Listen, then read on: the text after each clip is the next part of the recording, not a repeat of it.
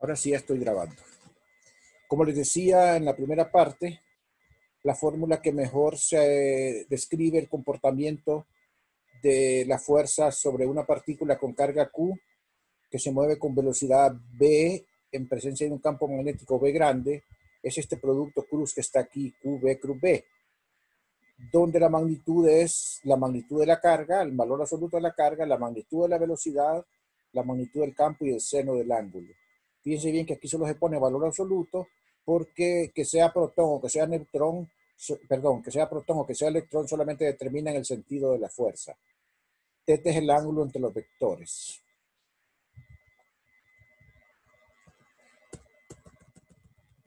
Normalmente se utiliza esta figura para indicar el sentido del campo. Si el campo estuviera perpendicular al plano de la computadora, o sea, al plano de la pantalla, del pizarrón, de la página, se localiza, digamos, se define el sentido, si es hacia afuera con una punta y si es hacia adentro con una cruz, en analogía a la flecha, ¿verdad? Uno ve a la flecha acercándose, ve la punta, y si ve la flecha alejándose, ve la cruz. Entonces es una forma de representarlo. La siguiente transparencia, entonces aquí vamos a dejar anunciado esto acá, porque antes de pasar al movimiento de las partículas cargadas, quiero ilustrarles una figura donde se ve mejor la relación vectorial entre estos tres vectores, entre la velocidad del campo y la fuerza. Miren que entonces la velocidad de la carga y el campo magnético forman un plano. Que ambos están a un ángulo teta y la fuerza va a estar perpendicular a ese plano. En el caso de una carga positiva, dada esta figura, es para arriba. Entonces, ¿qué es lo que hacen ustedes? Rotan la velocidad sobre el campo. Al rotar la velocidad sobre el campo, ustedes pueden ver que es un sentido, es una rotación izquierda, es una rotación izquierda, o sea, levógira, y entonces va hacia arriba la rotación izquierda. Un tornillo que lo aflojo va para arriba. Eso es porque es un protón, pero si, un protón. Pero si fuera un electrón, bueno, la rotación siempre iría para arriba, pero el signo menos que tiene la carga haría que la fuerza fuera para abajo. O sea, contraria si la carga fuera un electrón. Y miren que en efecto, como en cualquier producto cruz, la fuerza queda perpendicular a la velocidad y perpendicular al campo.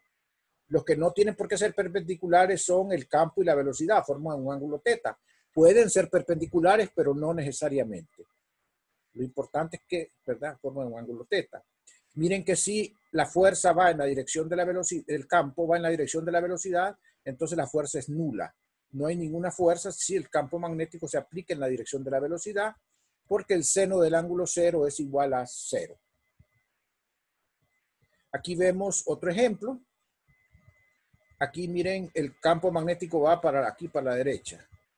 Si rotamos el vector velocidad sobre el campo magnético, así, es una rotación dextrógira y el tornillo aprieta, o sea, el tornillo entra y va para allá, la fuerza. Eso es porque es protón. Pero si rotamos la velocidad nuevamente es sobre el campo magnético, es dextrógira, o sea, el tornillo aprieta, iría para allá. Para adentro, pero como un electrón viene contraria porque el signo menos le cambia el sentido al producto cruz. Quiero que me contesten si entendieron esa figura. Voy a pausarme 5 minutos. Sí, Perfecto.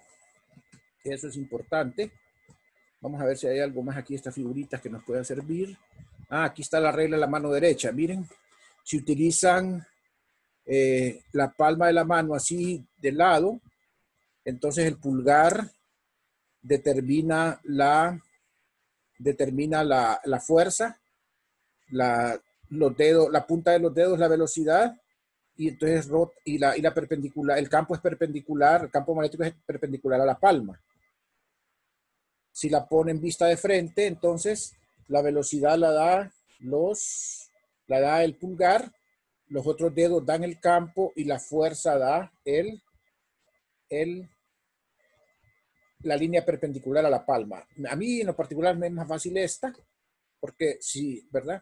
Me es más fácil esta. Si fue, esto, por supuesto, esta figura está referida a que si fuera un protón, una carga positiva. Si fuera una carga negativa, iría contraria, para allá, ¿verdad? Atravesando la palma hacia adentro. ¿Ok? Entonces esas figuritas son interesantes, nos ayudan a visualizar ¿verdad?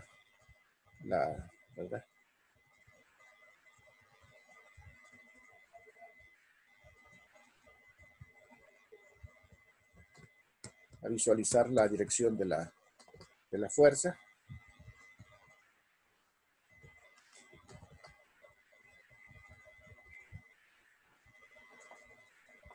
Ahí tenemos un ejemplo en esta figura también. La velocidad y el campo. La velocidad está en el eje X y el campo está aquí en una dirección en el plano XY, formando 60 grados con la velocidad. Como ambos están en el plano XY, la velocidad y el campo, la fuerza tiene que estar en el eje a lo largo del eje Z. Veamos qué pasa. Si roto B sobre la velocidad sobre el campo, es una rotación sentido contrario a manecillas del reloj, o sea, es una rotación levógira. Y entonces esa rotación hace que el tornillo salga. Entonces el simple producto de la velocidad con el campo iría para arriba, porque el tornillo aflojaría. Miren la rotación, iría para arriba. Pero como se trata de un electrón, de una carga negativa, la fuerza es contraria, para abajo. ¿De acuerdo? Entonces esa figurita ilustra también el sentido de la fuerza. Claro, eso se puede hacer analíticamente si nos dan a nosotros las componentes cartesianas de los vectores, velocidad y campo magnético, y solamente tengo que seguir las reglas de X cruz X, X cruz Y, X cruz Z, Y cruz Z, etcétera, para obtener el resultado.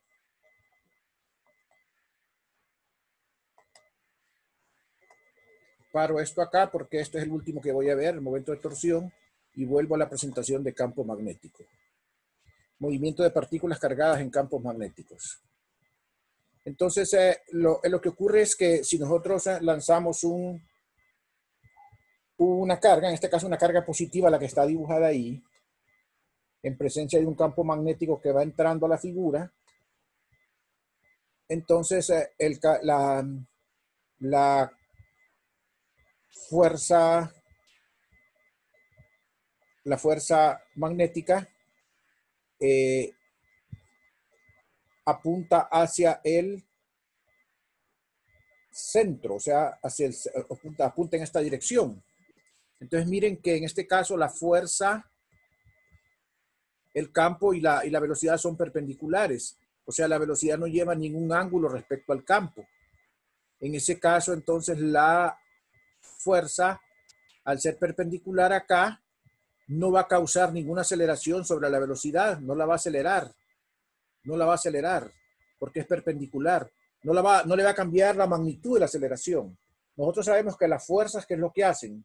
Las fuerzas cambian la magnitud, cambian la aceleración. ¿En qué la pueden cambiar? La pueden cambiar en magnitud, en dirección y en sentido. En este caso, la fuerza no está cambiando la magnitud de la velocidad porque está perpendicular. Entonces, una fuerza perpendicular no cambia la magnitud, pero sí puede cambiar la dirección y el sentido. Y entonces lo que ocurre es cabal lo que ocurre en el caso de un movimiento circular, en el cual la fuerza lo que hace es irle cambiando la dirección al vector velocidad en cada punto. Miren cómo cambia acá y producir una aceleración hacia el centro del círculo. Y entonces ese sería un movimiento circular uniforme debido a la presencia del campo magnético en esa distribución. Entonces eso es lo interesante, ¿verdad? Que, bueno, si la partícula es soltada perpendicular al campo magnético, o sea, si la velocidad es perpendicular al campo magnético, como en este caso, entonces se va a quedar dando vueltas aquí en un círculo.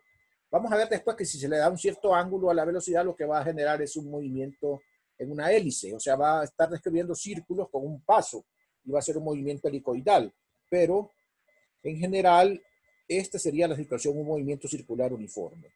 Entonces, las características de este movimiento son las características dinámicas que le conocemos al movimiento circular uniforme. Si aplicamos la segunda ley de Newton, la única fuerza que actúa es la fuerza magnética, y entonces esa va a ser igual a la masa por la aceleración. La fuerza magnética sabemos que como la velocidad es perpendicular al campo, el ángulo es 90 grados y el seno de 90 es 1, y entonces queda nada más el producto de la carga por la velocidad por el campo magnético. Y eso debe ser a la masa por aceleración. Pero sabemos que la aceleración es, en el movimiento circular uniforme, la velocidad al cuadrado entre el radio. Y por esa razón nos queda esta relación que está aquí. Si nosotros despejamos, entonces, lo que vamos a tener aquí son las expresiones siguientes, ¿verdad? Las expresiones para lo que se llama el radio de Bohr, la frecuencia de ciclotrón y el período de rotación. Recuérdense que en el movimiento circular uniforme, la velocidad lineal, que es v, es el producto de w por el radio. Entonces, de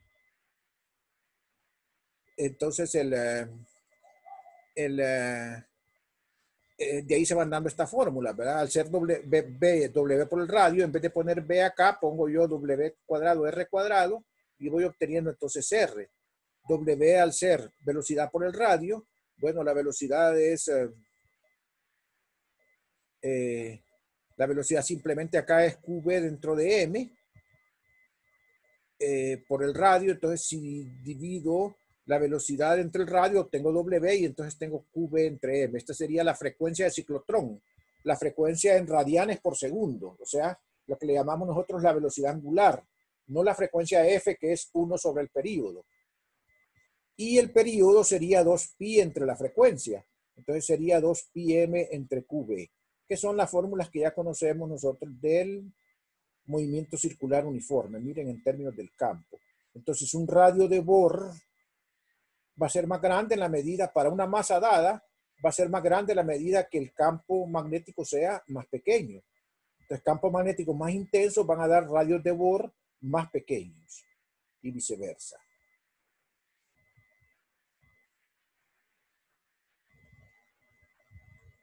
Bien, entonces, ¿alguna pregunta?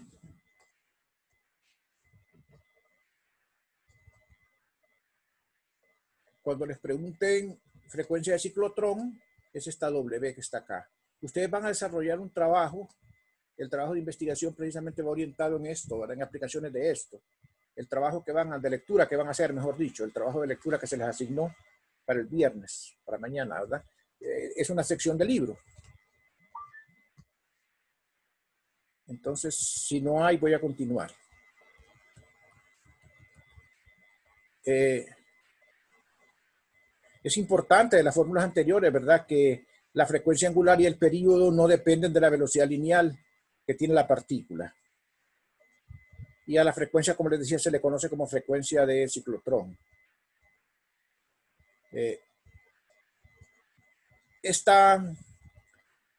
Esto es aplicable en aceleradores de partículas, en osciloscopios también, estas propiedades. Lo que ocurre es que, digamos, si ustedes le dieran un ángulo a la velocidad respecto al campo magnético, lo que sería, la trayectoria sería una hélice con un paso definido, con un montón de círculos entonces que van acá con un radio de ciclotrón y una frecuencia de ciclotrón definida. Y entonces irían dirigiendo la partícula a impactar contra una pantalla, al final de cuentas.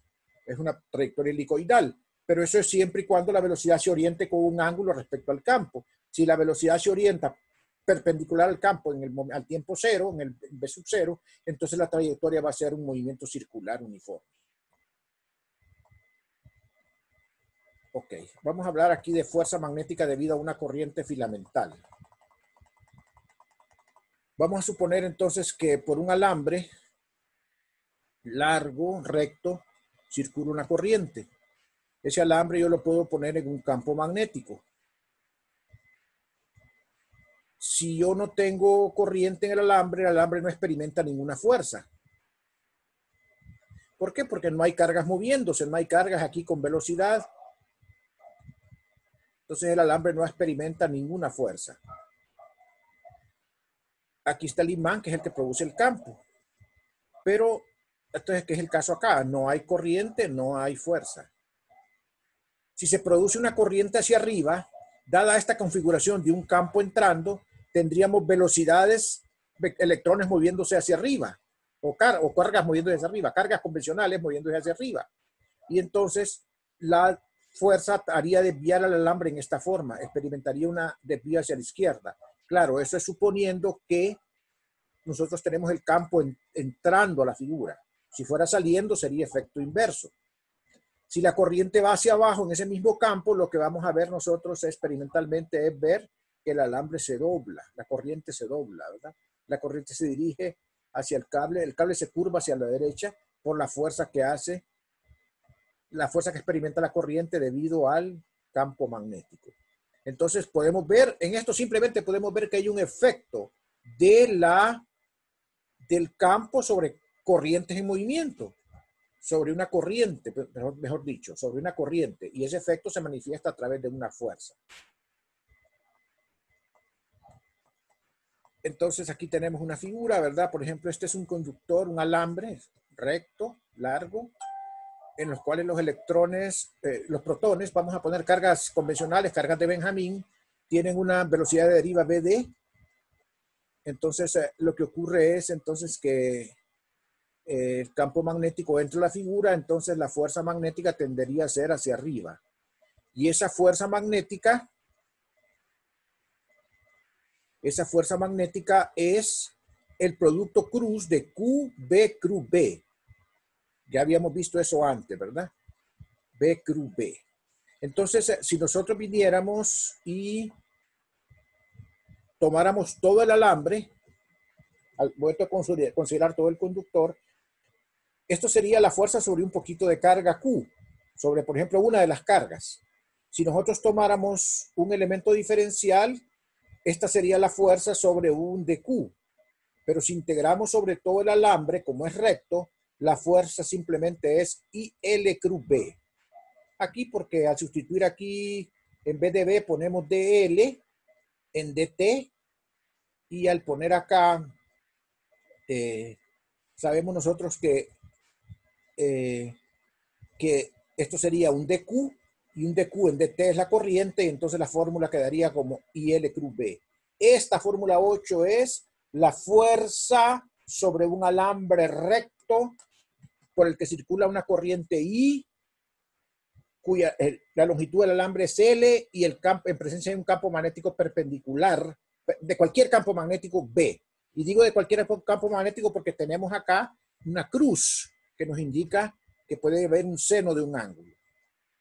En esta figura, por ejemplo, sería directamente ILB, porque el campo y el L son perpendiculares.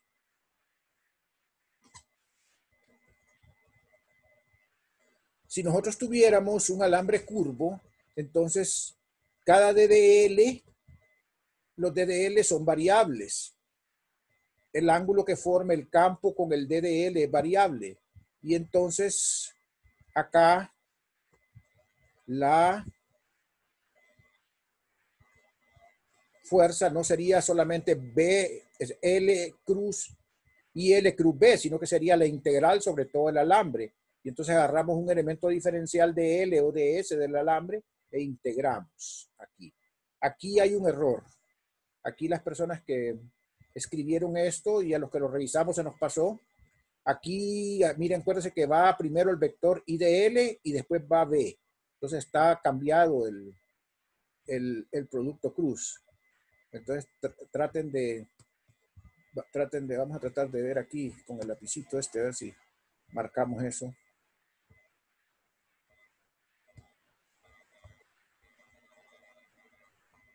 Realmente aquí sería I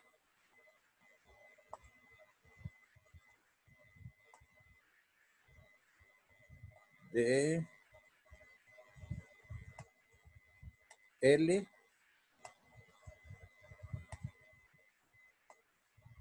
cruz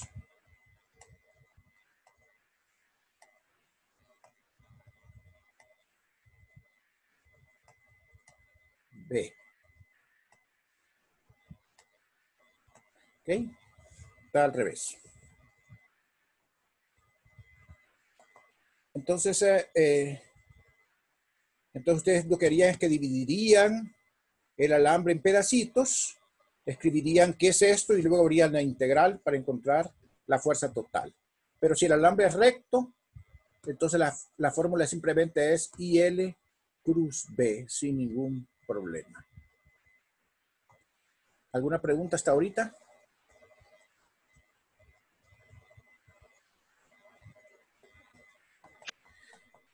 Todo en orden, Lee. Todo en orden. Entonces, aquí termina esta parte. Voy a retomar ahora la otra partecita que está acá. Y vamos a ver aquí nosotros esto que es bien interesante. Lo que se llama momento de torsión sobre una espira de corriente en un campo magnético uniforme. El momento de torsión es el torque, el famoso torque, ¿verdad? El que los ingenieros civiles usan ahí para las vigas y para todo eso, pues es el mismo, solo que aquí no estamos hablando de carga, de peso, sino que estamos hablando de fuerzas magnéticas, pero todas las fuerzas hacen torque, pueden hacer torque. Entonces imaginemos nosotros, por ejemplo, esta espira cuadrada de corriente, una espira cerrada de corriente. Este campo magnético que viene en esta dirección de acá, hacia la derecha. Ustedes pueden ver que hay 4 segmentos, un alambre, un segmento 1, un segmento 2, un segmento 3 y un segmento 4. ¿Verdad? Entonces hay fuerzas sobre los 4 alambres. Entonces la fuerza sobre este segmento 1, por ejemplo, vamos a ver cómo es. Las F2 y F4. La F2 y F4, como la fuerza es B y L porque son perpendiculares, entonces es la fuerza sobre el 2 y el 4 es la longitud que es A, el campo magnético que es B y la corriente que es I. Y entonces las fuerzas sobre 2 y 4 son iguales, solo que van en sentido contrario, porque aquí la corriente va para arriba, o sea, la velocidad, o sea, el DL es para arriba. Si el DL es para arriba y el B es para la derecha, rotamos así, sería rotación dextrógira y la fuerza vendría entonces iría entrando al plano. Sería un tornillo que soca. En cambio aquí el DL viene para abajo, el campo viene para acá, entonces sería un tornillo que afloja, o sea que sería hacia afuera. Entonces esas dos fuerzas se oponen y se cancelan. La fuerza sobre 1 y 2 y 3 igual. La fuerza sobre 3 es 0 porque el campo es paralelo ahí. Y aquí el campo también es paralelo ahí. Entonces la suma de las 4 fuerzas, la sumatoria de fuerzas sobre la espira es 0. O sea que la espira no debe tener traslación de su centro de masa. Porque la suma de las 4 fuerzas es 0. O sea, no acelera. ¿Les queda claro eso?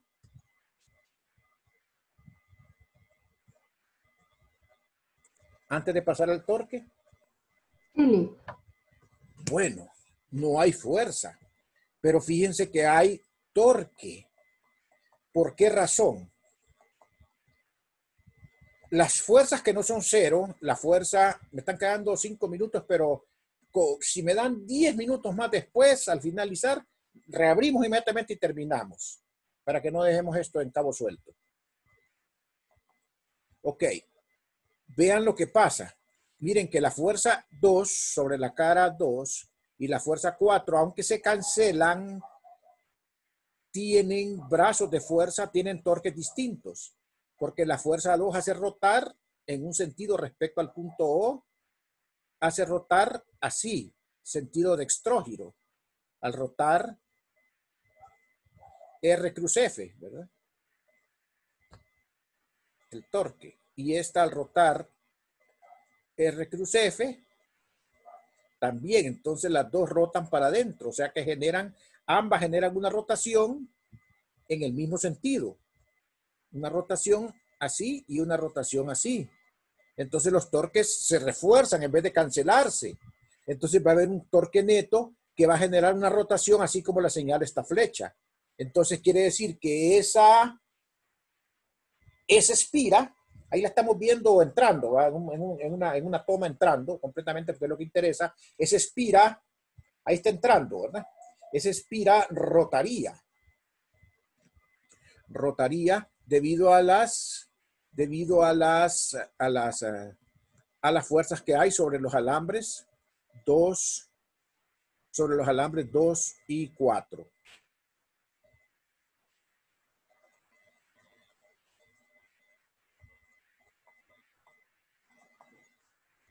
Entonces,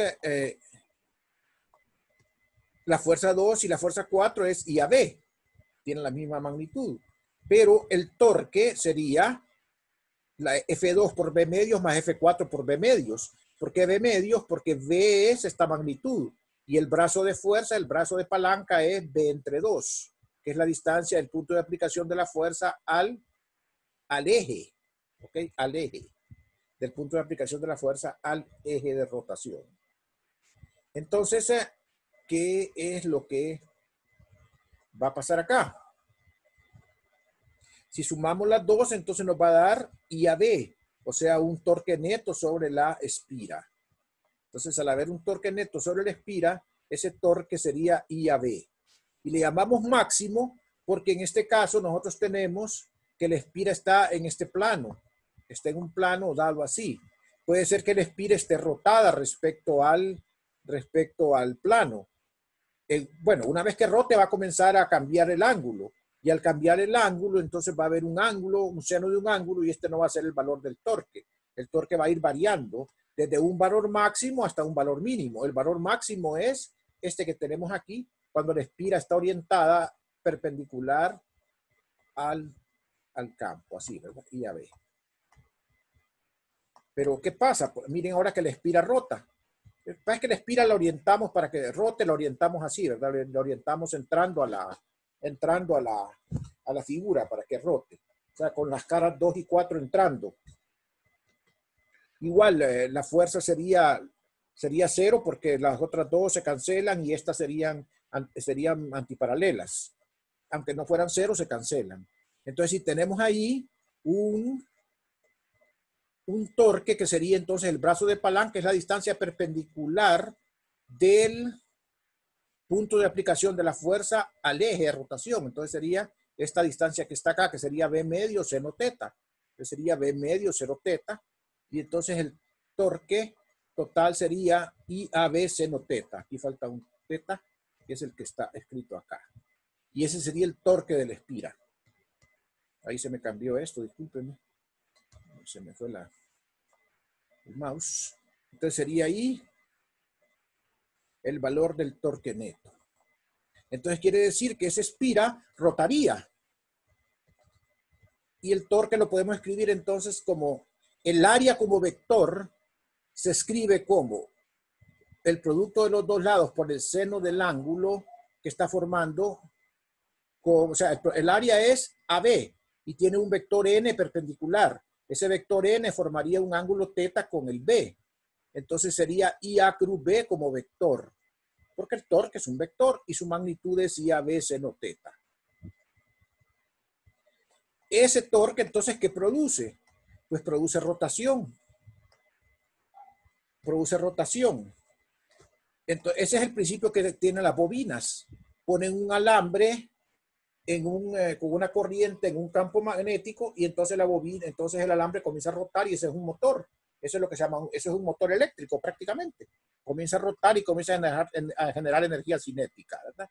Entonces ese es un motor, el comienzo de un motor eléctrico, ¿verdad? Ese es el diseño. Entonces lo que hacen es, para lograr un torque mayor y volver la corriente más grande, hacen lo que le llaman el embobinado, que lo que hacen es ponerle un montón de vueltas al alambre, a la espira, para que generen N veces I de corriente, tener un torque más grande y una rotación mayor, ¿verdad? Entonces, exactamente ese es el principio del motor eléctrico. Exactamente eso, así de simple. Bueno, hay circunstancias en que las espiras son circulares, corrientes circulares, anillos, alambres circulares. Eso es interesante sobre todo cuando tenemos corrientes atómicas en las cuales podemos suponer nosotros que atómicamente hay corrientes pequeñas microscópicas que se mueven en pequeños círculos microscópicos, ¿verdad? Que entonces el mismo momento debido al spin del electrón de estar cambiando, de estar girando de un medio a más un medio, genera un momento magnético microscópico a nivel atómico, del mismo spin del electrón. Entonces, en ese caso se define lo que se llama el vector mu, que se le llama momento dipolar de un momento dipolar, ¿verdad? Mu. Ese mu está definido en términos del área. Tiene la misma dirección que el área, pero de acuerdo a la circulación de la corriente. Acuérdense que entonces si la corriente circula así como está dibujada aquí, entonces veamos, es una rotación, es una retracción levógira y el tornillo sale, o sea, va para arriba, el vector área. Y ese mu tiene la misma dirección que el vector área. Y viene definido su magnitud como el producto de la corriente por el área. Y se le llama momento dipolar magnético a ese mu por A. A ese I por A. Si ustedes quieren, por ejemplo, hacer una bobina, entonces lo que hacen para tener un momento dipolar mayor, le ponen un montón de vueltas a la bobina, mucho alambre, para generar entonces un momento dipolar mayor. Y entonces al ser el torque el producto de IA cruz B, el producto de mu B resulta ser el mismo torque. Entonces si tienen un I mayor, un mu mayor con un N mayor, van a tener un torque mayor y por lo tanto una rotación mayor, una velocidad, las velocidades angulares que se van a alcanzar son mayores. ¿De acuerdo? Y ese exactamente es el principio también de los motores. Lo único que esto también se aplica atómicamente porque el mismo principio se aplica a las corrientes atómicas que se forman en los propios átomos. ¿Alguna pregunta? ¿Saben qué? Se me olvidó. Todavía no, estamos todavía en función, ¿verdad? No nos ha parado. Eli. Ah, bueno, entonces nos dio tiempo de... No, aquí estamos en clase todavía. Nos dio tiempo de terminar entonces. Si no tienen ustedes preguntas, entonces ese sería el contenido de la clase de hoy. Para el día de mañana yo les ofrezco traerles problemas de este capítulo, del capítulo 29. Eso es lo que vamos a ver mañana. Ejercicios del capítulo 29. Y este es el último capítulo, ¿verdad? Que entra en el quiz del viernes. Perdone que no le escuché muy bien. Este sería el último capítulo que entra en el quiz del viernes. Este sería el último capítulo que entra en el quiz del viernes. ¿Ok? Así es. Gracias. A sus órdenes. Y también el último que entra en el examen, ¿ok? O sea, el examen entra hasta este capítulo. ¿De acuerdo? Buenas tardes. Bueno, entonces, miren, mañana otra vez, yo tengo algunos problemitas, algunos jueves y algunos viernes, por cosas personales, y algunos martes. Entonces, la clase igual, mañana la vamos a dar a la misma hora, y para los que no puedan llegar va a estar grabada. Ahorita estos videos ya van directo casi para YouTube, para que puedan pasar al canal, ¿verdad? ¿Ok? Entonces, Listo, Lick. nos vemos mañana.